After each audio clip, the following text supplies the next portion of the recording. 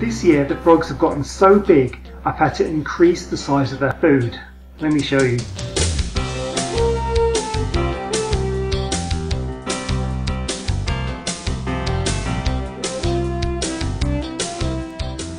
So as I've said before, this is the third year that I've looked after frogs. The first year I didn't video it for YouTube, but last year I did. But this year I must say these frogs are much bigger than any I've had before. I've said before that I work in the science department of the school, and if there are any students watching, please be conscious of online security and don't give out your names or the name of the school in the comment section of this video.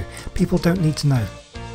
But because of that, I've always released the frogs back to the pond on the last day of summer term, as I won't be in work for 6 weeks and will no longer be able to look after them. But in the 2 previous years, the frogs have never been this big. It makes me feel confident that these frogs will be strong enough to look after themselves once I've released them, and I'm happy that I've been able to give them a good start in life. But one consequence of their size is that I've had to get them bigger food.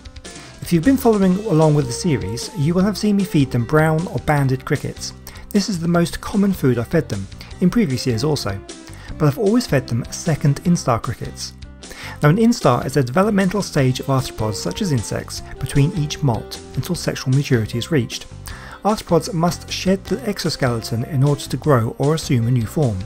A second instar means they've molted once and they're now in their second stage. These frogs are now big enough to move on to third instar crickets, something I've never been able to do before. So to feed them, I simply pick up the egg box where they're all hiding and give it a shake and carefully put it back. Let me tell you a bit more about these crickets. They're called brown or banded crickets, also known as tropical house crickets. It's a small cricket, probably native to southwestern Asia, but it has spread throughout tropical regions worldwide. It is favoured in the pet trade as live food due to easier care requirements than the more common house cricket or the black field cricket.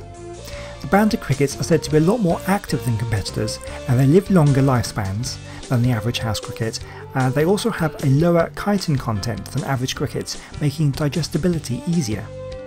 Tropical house crickets are also immune to the CRPV virus. This is the cricket paralysis virus that has caused catastrophic collapses of cricket rearing facilities when over 60 million crickets died.